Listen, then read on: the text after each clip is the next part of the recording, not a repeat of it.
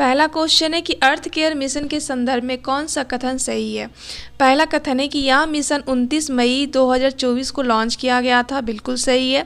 दूसरा, यह mission ESA और जाक्सा के का संयुक्त मिशन है, दोनों का दोनों सही है। देखिए यहाँ पे ईएसए जो है ना वो यूरोप की अंतरिक्ष एजेंसी है, उसी तरीके से जास्का जापान की अंतरिक्ष एजेंसी है। अगर भारत की अंतरिक्ष एजेंसी की बात करते हैं तो आपको पता होगा इसरो है, इंडियन स्पेस रिसर्च ऑर्गेनाइजेशन, जिसकी स्थापना याद रखिएगा 15 अगस्त 1969 को हुई थी। इसका हेड क्वार्टर याद रखिएगा बेंगलुरु में, काफ़ी पूछा गया है। अगर हम यूएसए की अंतरिक्ष एजेंसी की बात करते हैं तो ध्यान रखिएगा नासा, जिसकी स्थापना कब होती है 1958 को होती है। उसी तरीके से अगर हम रूस की अंतरिक्ष एजेंसी की बात करते हैं तो इसका नाम भी ध्यान रखिएगा रोस कोसमोस, ठीक है। तो इतना आपको ध्यान रखना है क्योंकि ये सारे क्वेश्चन जो है ना एग्जाम में पूछे गए हैं। नेक्स्ट क्वेश्चन है, कौन सा देश अपनी हरित ऊर्जा नीति के विजन को आगे बढ़ाते हुए 104वें सदस्य के रूप में अंतर्राष्ट्रीय सौर गठबंधन में शामिल हुआ है। सबसे पहले तो आपको ध्यान रखना ISOA, जिसे अंतर्राष्ट्रीय सोलर अलायंस कहते हैं, इसकी स्थापना कब होती है ध्यान रखिएगा।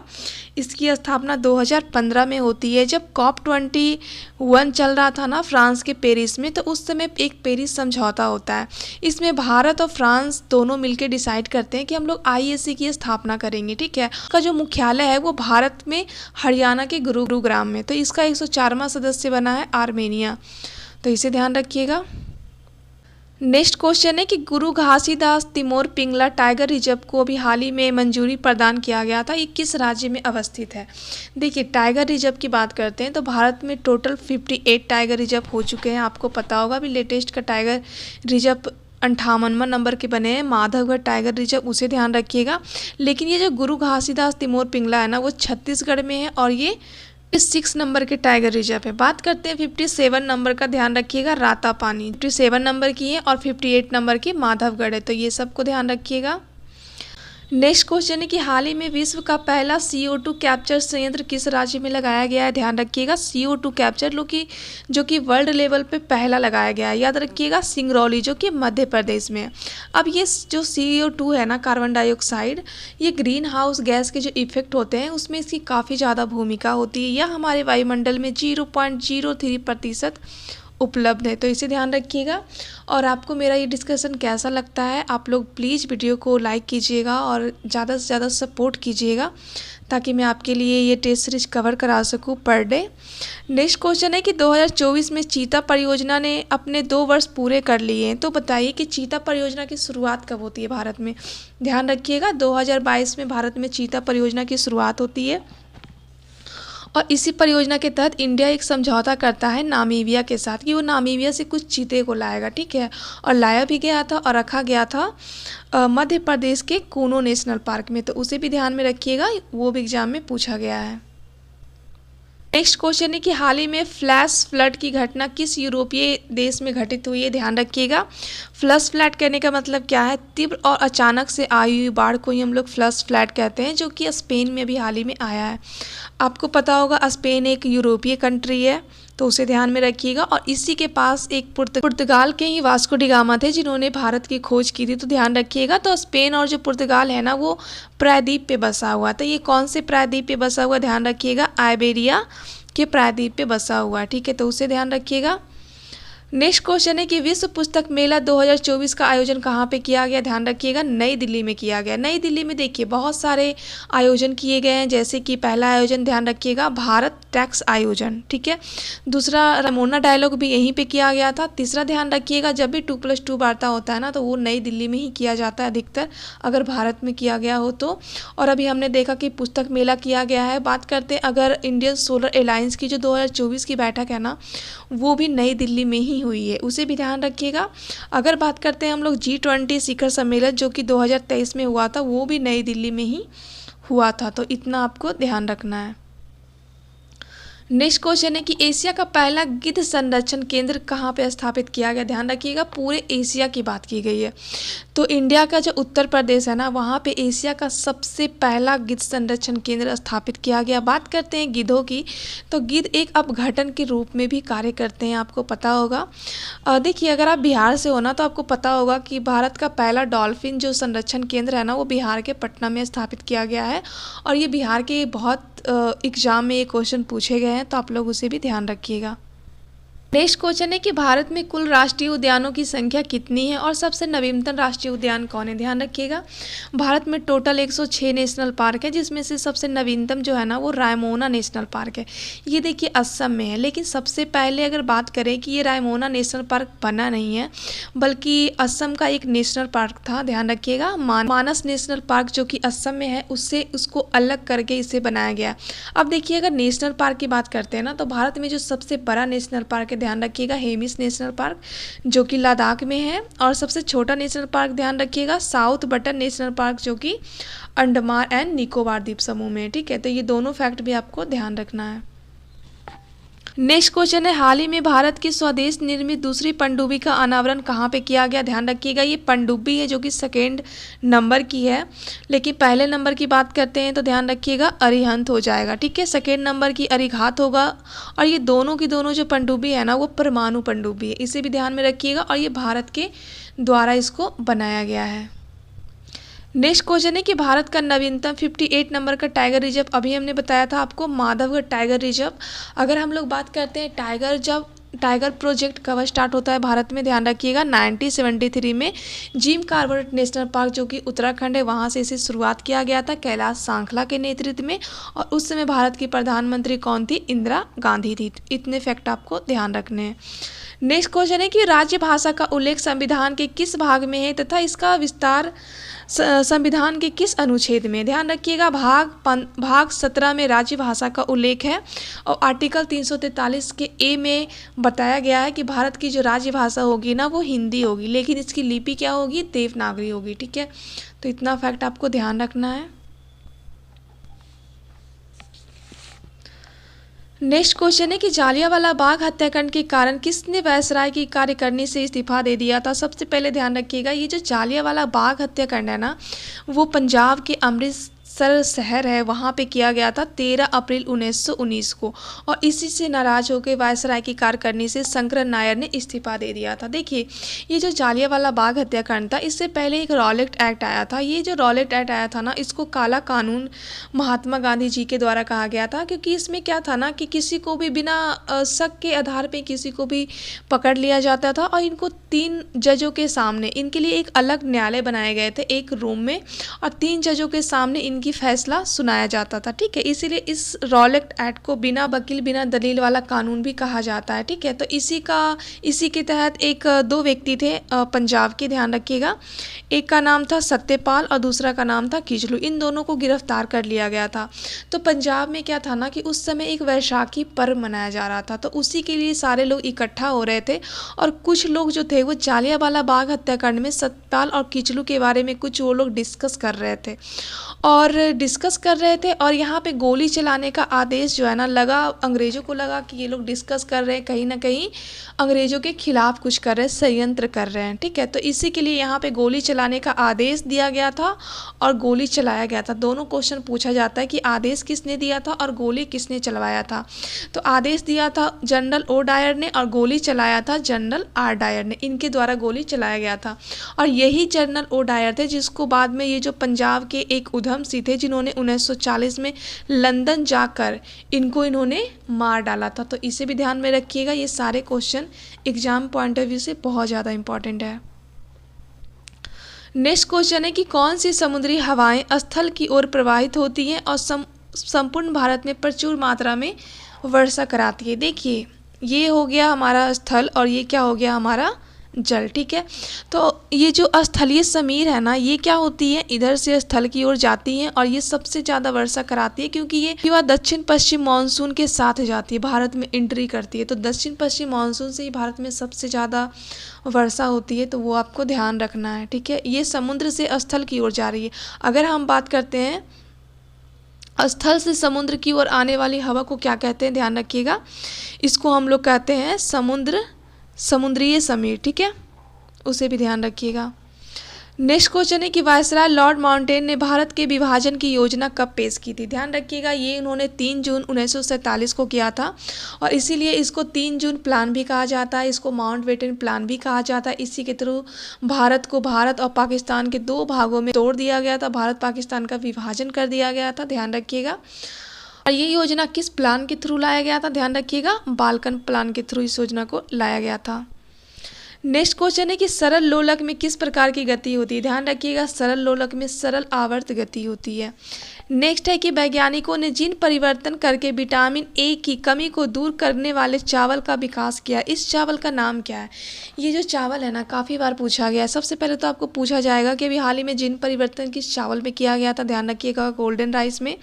और दूसरे तरीके से क्वेश्चन पूछा गया है कि विटामिन गोल्डन राइस जो है ना, उसमें कौन से विटामिन पाए जाते हैं। ये क्वेश्चन आए हुए, आप लोग क्वेश्चन सर्च करके देख सकते हो, ठीक है। तो ध्यान रखिएगा, विटामिन ए इसमें पाए जाते हैं, मोस्ट इंपॉर्टेंट है, ध्यान रखिएगा। नेक्स्ट क्वेश्चन है कि आंतरिक अशांति के आधार पे आपातकाल 1975 के समय भारत के प्रधानमंत्री और राष्ट्रपति कौन थे, ध्यान रखिएगा। जब नेशनल इमरजेंसी लगा था ना 1975 को, तो उस समय प्रधानमंत्री इंदिरा गांधी थी और उस समय जो राष्ट्रपति थे वो फखरुद्दीन अहमद अली थे। देखिए, ये भारत के दूसरे नंबर के मुस्लिम राष्ट्रपति थे और ये भारत के दूसरे ऐसे राष्ट्रपति थे जिनकी पद पे रहते हुए डेथ हो गई थी। पहले राष्ट्रपति जाकिर हुसैन थे जिनकी पद पे रहते हुए डेथ हो गई थी। तो इतना फैक्ट आपको ध्यान रखना है। नेक्स्ट क्वेश्चन है कि पश्चिमी घाट श्रेणी और पूर्वी घाट श्रेणी दक्षिण भारत के किस पर्वत में आकर मिलती है। देखिए, ये हमारा भारत है, ठीक है, तो ये पश्चिमी घाट श्रेणी और पूर्वी घाट श्रेणी यहाँ पे आके मिलती है, उसका नाम क्या है, नीलगिरी पहाड़ी। देखिए, दक्षिण भारत की सबसे ऊंची चोटी जो है ना, यहाँ पे एक पहाड़ी, अन्नामलाई की पहाड़ी में जो है वो अन्नाई मुड्डी है, इसे ध्यान रखिएगा। लेकिन अगर पूछा जाएगा कि नीलगिरी की सबसे ऊंची चोटी कौन है, तो ध्यान रखिएगा, डोडो बेटा, ये क्वेश्चन पूछा गया है। यहाँ पे एक फ्लावर भी काफ़ी फेमस है, ध्यान रखिएगा, उस फ्लावर का नाम है नीलकुरुजी का फूल, तो उसे ध्यान रखिएगा। अगला देखते हैं। नेक्स्ट क्वेश्चन है कि भारत में जो जैव विविधता के कितने हॉटस्पॉट है और सर्वाधिक जैव विविधता किस क्षेत्र में पाई जाती है। देखिए, भारत में टोटल जो है ना, वो इंडिया की बात करते हैं, टोटल 4 हॉटस्पॉट है। एक हमारा यहाँ पे देख लीजिए पूर्वी हिमालय है, ठीक है, दूसरा ये पश्चिमी घाट है, तीसरा आपको इंडो बर्मा क्षेत्र हो जाएगा और चौथा आपको अंडमान और निकोबार द्वीप समूह होगा। लेकिन इसमें सबसे ज़्यादा अगर हम जैव विविधता की बात करते हैं ना, तो वो पश्चिमी घाट हो जाएगा। पश्चिमी घाट में बहुत ज़्यादा जैव विविधता पाई जाती है, तो इसे ध्यान रखिएगा। नेक्स्ट क्वेश्चन है कि भारतीय संविधान के किस अनुच्छेद में प्रत्येक व्यक्ति को अपने धार्मिक विश्वास और सिद्धांतों के प्रसार का अधिकार दिया गया है। ये आर्टिकल ध्यान में रखिएगा, आर्टिकल 25। देखिए, मूल अधिकार का वर्णन जो है ना, वो भाग 3 में है। आर्टिकल 12 से लेके 35 तक इसका उल्लेख है, जिसमें धार्मिक स्वतंत्रता जो है वो 25 से लेके 28 तक है, ठीक है, तो उसे भी ध्यान में रखिएगा। नेक्स्ट क्वेश्चन है कि सर्वोच्च न्यायालय के किस वाद में यह कहा गया है कि मूल अधिकार और नीति निर्देशक तत्व का अगर आपस में टकराव होता है तो सबसे ज़्यादा प्रभावी मूल अधिकार ही माना जाएगा। तो ये मामला ध्यान में रखिएगा, चंपकम दोहराई राजन बनाम 1951, ठीक है, तो ये मामला ध्यान में रखिएगा। ये मामला काफ़ी ज़्यादा पूछा गया है। इसमें बताया गया है कि जब भी फंडामेंटल राइट या फिर DEP SP अगर दोनों में लड़ाई हो जाए, कहने का मतलब अगर दोनों इक्वल हो जाए ना, तो उसमें जो सबसे ज़्यादा मान्य होगा वो फंडामेंटल राइट होगा, तो इसे ध्यान रखिएगा। नेक्स्ट क्वेश्चन है कि मेघालय की पठार की जो उत्पत्ति है और संरचना की दृष्टि से निम्न में से किस पठार का उत्तर पूर्वी ये विस्तार है। मेघालय का जो पठार है ना, वो किस पठार का विस्तार है, ध्यान रखिएगा, छोटा नागपुर के पठार का ये विस्तार है। नेक्स्ट क्वेश्चन है कि ऑप्टिकल फाइबर प्रकाश के किस सिद्धांत पे कार्य करती है, ध्यान रखिएगा। ये ऑप्टिकल फाइबर है ना, तो ये क्या होती है, चमकती है, और जितना भी चीज़ चमकता है ना, वो पूर्ण आंतरिक परिवर्तन कहलाता है लाइट के अंदर, तो उसे ध्यान रखिएगा। नेक्स्ट क्वेश्चन है कि धन विधेयक के संदर्भ में विशेष प्रावधान का उल्लेख किस संविधान के किस अनुच्छेद में किया गया, ध्यान रखिएगा। आर्टिकल 109 में जो धन विधेयक है ना, उसका विशेष प्रावधान किया गया है। अब ये विशेष प्रावधान में क्या होगा, विशेष प्रावधान में ये कहा गया है कि धन विधेयक अगर जब भी लाया जाएगा ना, तो राष्ट्रपति की पूर्व अनुमति से ही लाएगा। पहला हो गया विशेष प्रबंधन। दूसरा हो गया कि जब भी धन विधेयक लाया जाएगा तो उस सबसे पहले लोकसभा में ही लाया जाएगा और उसमें जो राज्यसभा का जो अधिकार होगा ना वो काफ़ी सीमित होगा। अगर लोकसभा से राज्यसभा में कोई धन विधेयक गया तो वहाँ पे बस 14 दिन तक ही मान्य रहेगा, बस 14 दिन तक ही रोक पाएगा।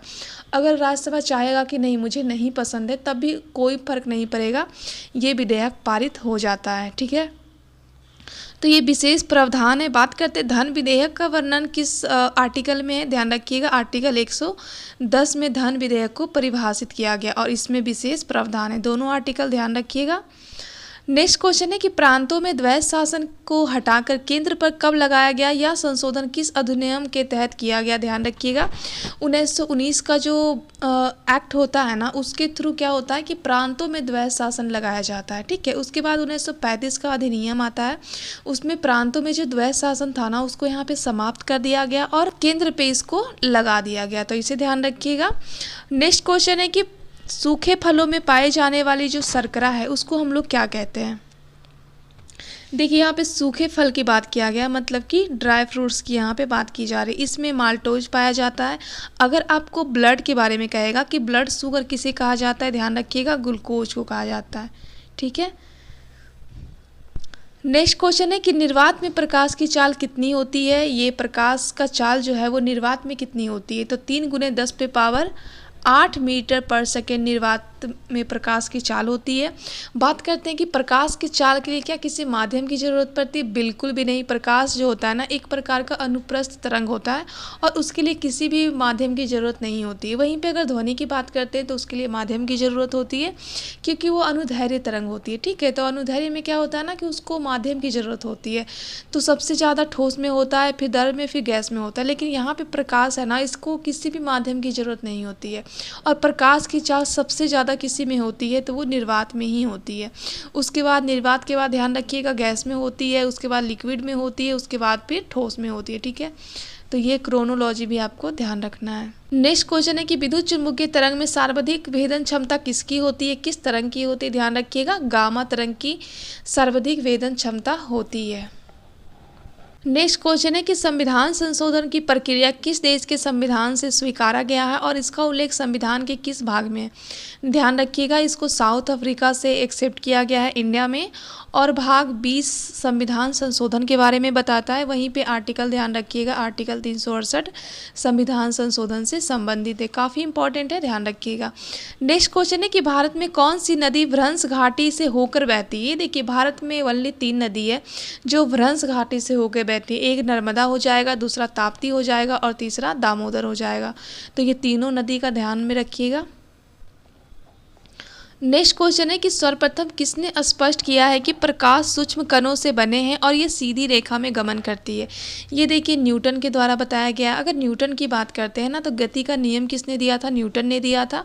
गुरुत्वाकर्षण नियम किसने दिया था, वो भी न्यूटन ने ही दिया था, तो उसे भी ध्यान रखिएगा।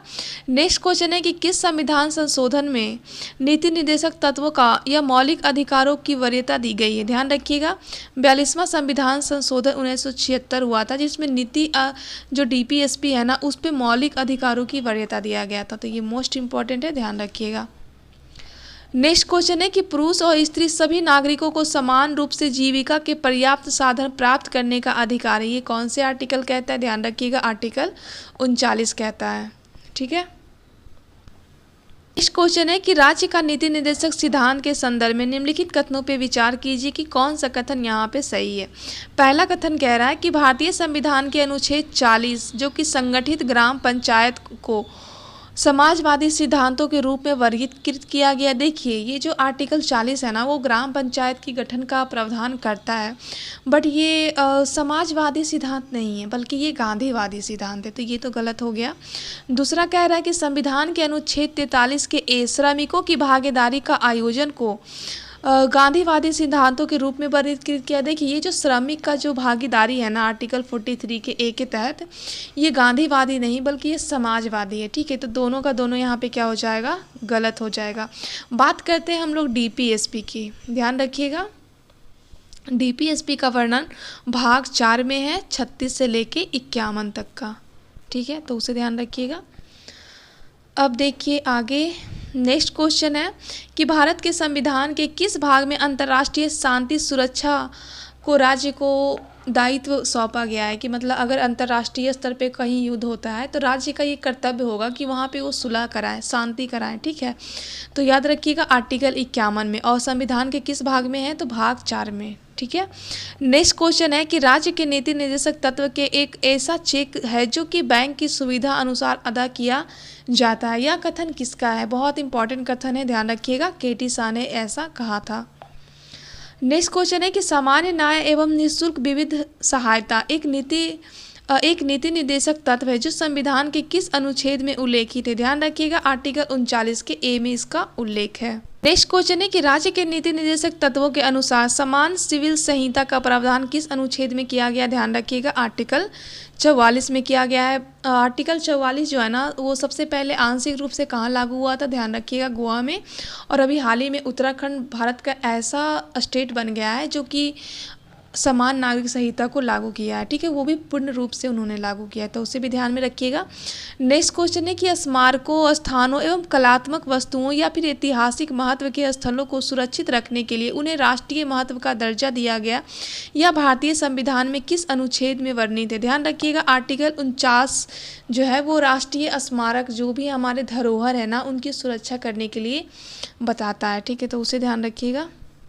नेक्स्ट क्वेश्चन है कि भारत के संविधान के किस अनुच्छेद को प्रभावी बनाने हेतु विधिक सेवा प्राधिकरण अधिनियम 1987 अधिनियम नियमित किया गया था। तो इसे ध्यान में रखिएगा, आर्टिकल 39 को किया गया था। ठीक है, नेक्स्ट क्वेश्चन है कि भारतीय संविधान में लोक हितकारी राज्य का जो आदर्श है वो किस में सम्मिलित है। देखिए ये लोक हितकारी राज्य का आदर्श हो या फिर कल्याणकारी राज्य की स्थापना करने का आदर्श हो तो वो हमारा डीपीएसपी हो जाएगा, राज्य का नीति निर्देशक तत्व हो जाएगा। ठीक है, नेक्स्ट क्वेश्चन है कि 1800 दादा भाई नौरोजी के द्वारा लंदन में कौन सा संघ या संस्था बनाया गया था। ध्यान रखिएगा ईस्ट इंडिया एसोसिएशन की स्थापना दादा भाई नौरोजी ने लंदन में किया था। अगर दादा भाई नौरोजी की बात करते हैं उन्होंने ही सबसे पहले 1968 में प्रति व्यक्ति आय की गणना की थी। अगर इनकी बात करते हैं तो इनका एक बुक है, ध्यान रखिएगा, the poverty and un British rule in India. ठीक है, ये जो बुक है ना the poverty and un British rule in India,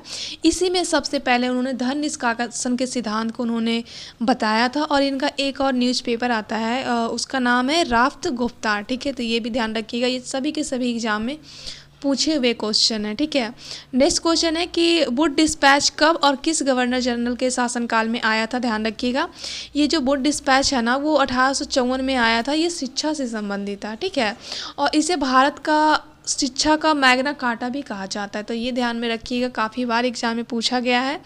next question है कि इंडियन एसोसिएशन द्वारा कलकत्ता अल्बर्ट हॉल में आयोजित अखिल भारतीय राष्ट्रीय सम्मेलन कब हुआ था। ध्यान रखिएगा 1883 में हुआ था।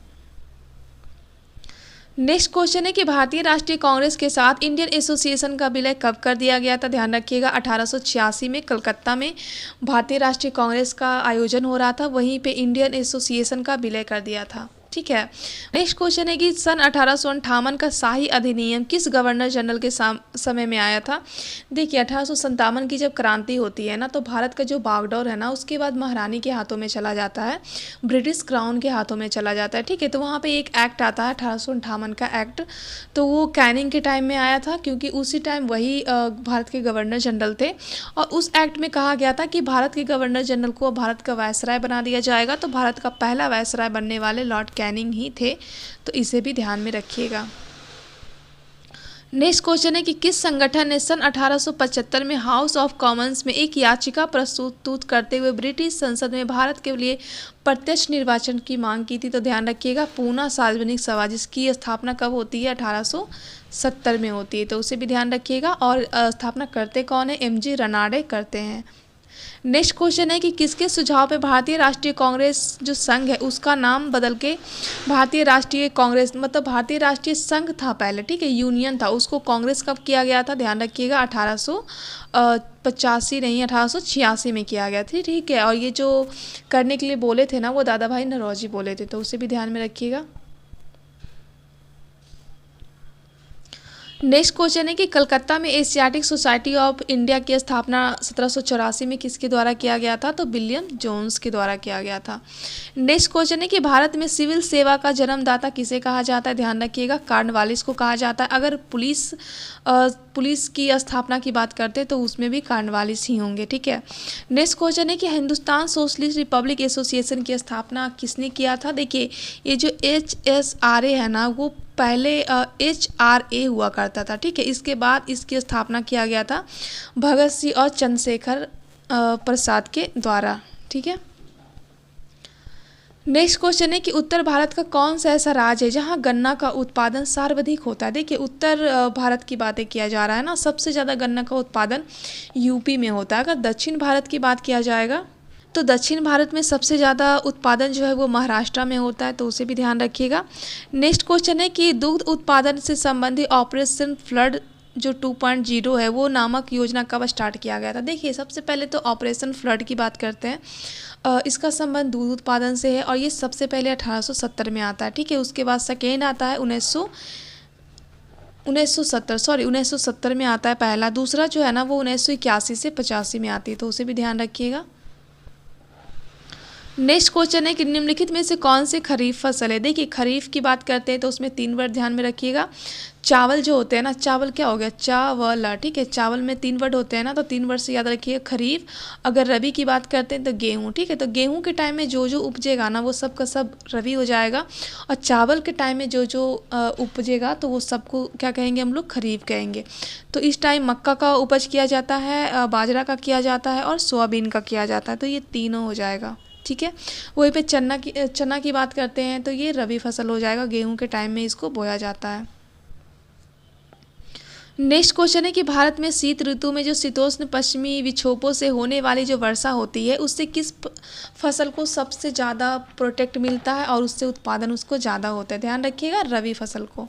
नेक्स्ट क्वेश्चन है कि कौन सा राज्य कॉफ़ी का सबसे अधिक उत्पादन करता है? ध्यान रखिएगा, कर्नाटका में सबसे ज़्यादा कॉफ़ी होता है, और कर्नाटका में एक पहाड़ी, ध्यान रखिएगा, बाबा बुदन की पहाड़ी, ठीक है। अगर विश्व स्तर पे कॉफ़ी की बात करते हैं तो ब्राज़ील को ध्यान रखिएगा।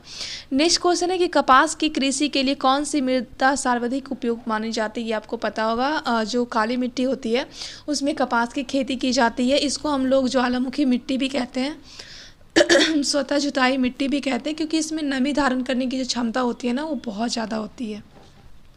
नेक्स्ट क्वेश्चन है कि किस पंचवर्षीय योजना के अंतर्गत भूमि सुधार कार्यक्रम को लागू किया गया था? देखिए, ये जो भूमि सुधार जो कार्यक्रम था जिसको हम लोग भूदान आंदोलन कहते हैं, वो 1951 में स्टार्टिंग किया गया था विनोबा भावे के द्वारा, ठीक है। तो ये पहली पंचवर्षीय योजना के टाइम में शुरू किया गया था।